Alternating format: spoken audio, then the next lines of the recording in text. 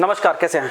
नमस्कार, मैं हूं राकेश, आप लोगों के सामने स्वागत करता हूं। उम्मीद करता हूं सभी लोग बहुत अच्छे होंगे, प्रिपरेशन में लगे हुए होंगे और पिछली क्लास में जहां से छोड़ा था वहां से चीज़ें लेके आगे बढ़ रहे हैं। करीब 500 से अधिक पेजों की हमारी ये पीडीएफ होने जा रही है, जिसमें कि मेरा दूसरा लेक्चर है। और इन क्वेश्चंस को, अगर जो चुनिंदा क्वेश्चन है, सीरियसली हमने पहले भी इसको कई बार एक बार डिस्कस किया था, और इन क्वेश्चंस की सीरीज को अगर आपने कर ली तो यकीन मानिए प्राइमरी क्या केवीएस का जीएस, ईवीएस, आपका pure GS, static GS, PCS के क्वेश्चंस सब यहाँ पे एकदम धूल चटा देंगे उसको। आप लोग बस पढ़ते रहना होगा। पढ़ने का मतलब आपको अपनी ओर से पढ़ना होगा, है ना। पिक्चर फिल्म की तरह देख के अगर चले जाएंगे तो रिटेंशन पावर थोड़ी सी कम रहेगी। जो नया क्वेश्चन मिले अगर उसे आप लिखते हैं तो यकीन मानिए आपके पास कुछ सुनहरे अच्छे क्वेश्चन होंगे जो आपकी भाषा में लिखे गए होंगे, निश्चित रूप से उसका बेनिफिट होगा। और तब आपको पता लगेगा कि हाँ, वर्चुअल दुनिया में पढ़ाई का भी एक फ़ायदा मिल सकता है, अदरवाइज सिर्फ हम क्रिटिसाइज ही कर पाएंगे। तो पिछली क्लास में मैंने अर्बनाइजेशन तक चीज़ों इसको पढ़ाया था। अब इसके आगे यहाँ से टॉपिक को मैं शुरू कर रहा हूँ इस लेक्चर में। बहुत इंपॉर्टेंट है ये, केवीएसपीआरटी के लिए बहुत इंपॉर्टेंट है, डीएसएसबी का जो जीएस हो रहा है उसके लिए बहुत इंपॉर्टेंट है, यूपी प्राइमरी के सुपर टेट में एसएसटी पोर्शन हो गया, आपका साइंस पोर्शन हो गया, आपका ईवीएस पोर्शन हो गया, सबके साथ। ठीक है, तो शुरू करते हैं। और यहाँ से पीसीएस में भी सीधे सीधे क्वेश्चन पूछे गए हैं, इनफैक्ट पीसीएस में ज़्यादा पूछे गए हैं। जो इसमें हमारा पहला क्वेश्चन है हार्ट अटैक। हार्ट अटैक के ऊपर जो कई सारे क्वेश्चन थे वो हम फटाफट करेंगे। हार्ट अटैक मतलब ये एक कंडीशन है जब हमारे शरीर में जो हमारा हृदय है, हमारा हार्ट है, उसमें किसी प्रकार से ब्लड की सप्लाई अवरुद्ध हो जाती है, तो उस सिचुएशन को हार्ट अटैक की संज्ञा दी जाती है, या इसको माइकार्डियल इन्फ्रैक्शन वैज्ञानिक भाषा में अगर बोला जाए तो बोलते हैं। कुछ समय के लिए भी अगर रक्त आपूर्ति बाधित होती है तो उस कंडीशन को आपको हार्ट अटैक प्रकार साधारण भाषा में बोला जाता है, और माइकार्डियल इन्फ्रैक्शन वैज्ञानिक भाषा में। ये क्यों होता है, कैसे होता है, इसके ऊपर क्वेश्चन आते हैं। तो देखिए, आजकल ये हार्ट अटैक की समस्या क्यों हो रही है? बिकॉज हमारा लाइफ स्टाइल ऐसा है, ये कि एक लाइफ स्टाइल डिजीज़ है, जीवन शैली से संबंधित डिजीज़ है, लेकिन कुछ केसेस में ये अनुवांशिक भी होती है। तो क्वेश्चन अगर आता है कि क्या हृदय संबंधी रोग अनुवांशिक भी होते हैं? हाँ जी, होते हैं, थोड़े से कम होते हैं लेकिन होते हैं। लेकिन जीवन शैली का बहुत बड़ा रोल है। हमारे हृदय के लिए वो सब चीज़ें खराब है जिसमें चिकनाई बहुत ज़्यादा है, या जो बहुत ज़्यादा सैचुरेटेड फैट से बने हुए हैं ना, संतृप्त वसा से जो चीज़ें बनी हुई है, बहुत खतरनाक इसके लिए होती हैं। ठीक है, अब देखिए इसमें होता क्या है। आपको पता है कि हमारे शरीर से हृदय तक जो रक्त है वो शिराओं, बड़ी शिराओं और धमनियों के द्वारा पहुंचा जाता है, आर्टरीज और वेन्स के द्वारा पहुंचता है। और जब उस ट्रांसपोर्टेशन, रक्त का कंटिन्यूस ट्रांसपोर्टेशन होता रहता है, तो जब हमारे शरीर में फैट की मात्रा बढ़ने लगती है तो हमारे ब्लड में भी फैट की मात्रा बढ़ने लगती है, हमारे ब्लड में चिकनाई इकट्ठी होने लगती है, जो कि जाके धमनियों में, आर्टरीज में जमने लगती है।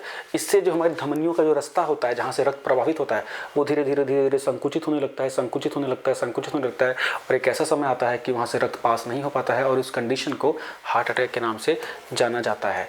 तो जो वहाँ पे कचरा जमता है उसे क्या बोलते हैं? प्लैग, या PLAGUE। ठीक है, और ये किसका बना हुआ होता है? खासतौर से कोलेस्ट्रॉल का।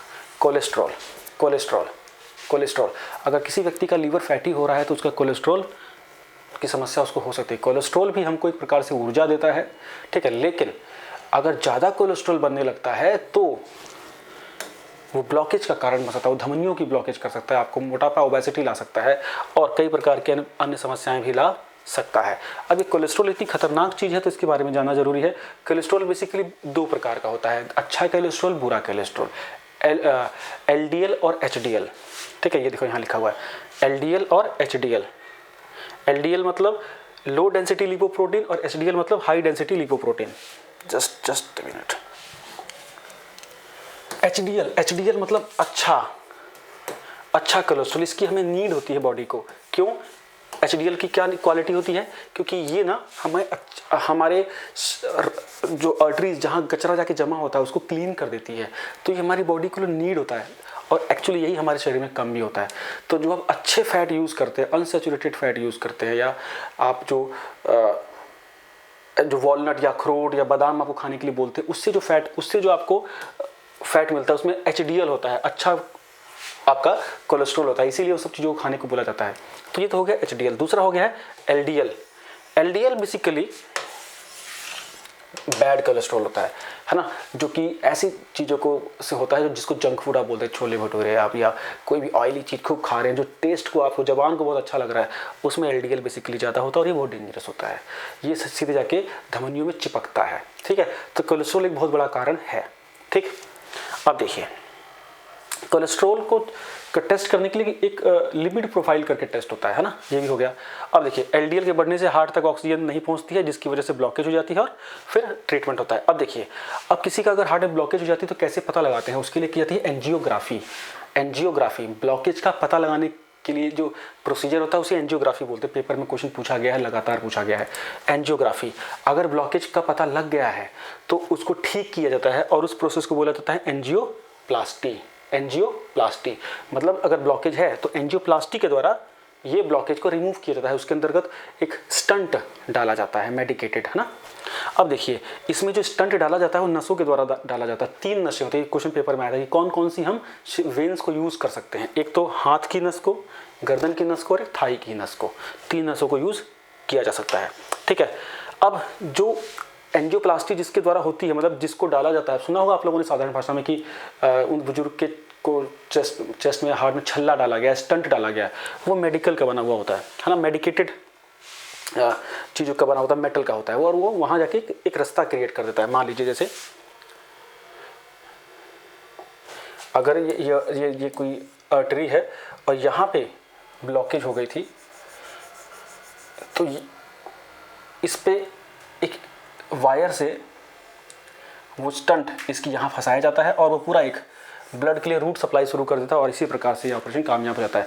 लेकिन कई बार अगर ये इतना भयंकर ब्लॉकेज होती है कि एंजियोप्लास्टी के द्वारा कामयाब नहीं होता, तो उसके लिए पूरा हार्ट को खोल, मतलब कि छाती पूरी खोल के, और हार्ट के लिए एक अलग, हार्ट में एक अलग से रास्ता बनाया जाता है ना, कि भाई ये धमनी तो काम करेगी नहीं, अभी अलग से रूट बनाया जाएगा ब्लड का, तो कि हार्ट तक रक्त पहुंचाए। तो उसी को बोलते हैं बाईपास सर्जरी, जो आप लोगों ने सुना होगा, बाईपास, एक नया रूट क्रिएट कर देना, ठीक है। ये इसका अल्टीमेट इलाज होता है। हाँ, पहले जॉर्ज बर्नार्ड शॉ थे, उन्होंने ये ऑपरेशन किया था पहले। हार्ट एंड लंग मशीन इसमें यूज़ होती है, अब तो खैर बहुत चीज़ें बदल गई हैं। अच्छा, हार्ट के पेशेंट जो होते हैं वो एस्पिरिन सीरीज़ की दवाइयाँ लेते हैं जो रात में सोने से पहले, ताकि उनका ब्लड पतला रहे। तो क्वेश्चन ऐसे ही हो सकता है कि ब्लड थिनर के लिए कौन सा मेडिसिन यूज़ होता है, तो एस्पिरिन क्लास की दवाइयाँ यूज़ होती हैं। नेक्स्ट क्वेश्चन, ये कुछ नदी के ऊपर, ये बांध के ऊपर क्वेश्चन था, पेपर में पूछा जाता है कि निम्नलिखित बांध किस नदी में बनाया गया है। मैंने सीधे क्वेश्चन ही उठाया था, जैसे भाखड़ा नंगल डैम किस नदी में बनाया गया है, सतलुज नदी पे, पंजाब और हिमाचल प्रदेश के बॉर्डर पे, बिलासपुर के पास, वहाँ पे बना हुआ है। ये बहुत इंपॉर्टेंट है, क्वेश्चन याद रखना होगा, है ना। टिहरी डैम वर्तमान में हमारा सबसे ऊंचा डैम है, ग्रेविटी डैम, ध्यान देना। उससे पहले भाखड़ा नंगल सबसे ऊंचा होता था, और अब टिहरी डैम जो उत्तराखंड में है वो सबसे ऊंचा डैम हो चुका है। दूसरी बात, भागीरथी नदी बना हुआ टिहरी डैम। सरदार सरोवर डैम बहुत फेमस है, लेटेस्टली उद्घाटन हुआ था 1-1.5 साल पहले, नर्मदा नदी पे बना हुआ है ये, है ना।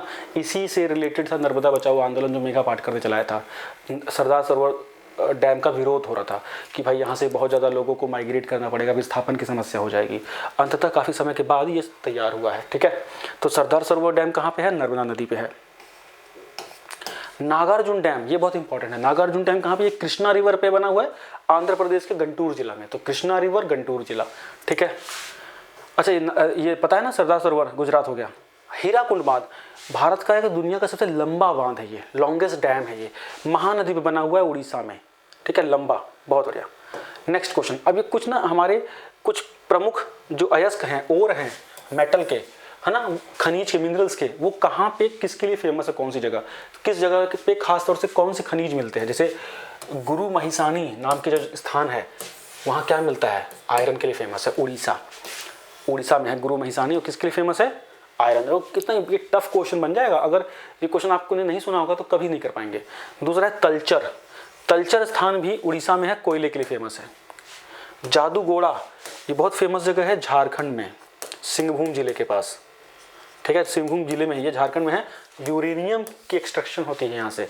इसके बाद जावर नाम का स्थान है महाराष्ट्र में, लेड यहाँ से मिलता है। तो ये कुछ इंपॉर्टेंट है, इनको पकड़ना जरूरी है, इनको याद रख लीजिए। ऐसे ही कराऊंगा ना तो चीज़ें स्टिक हो जाएंगी, ठीक।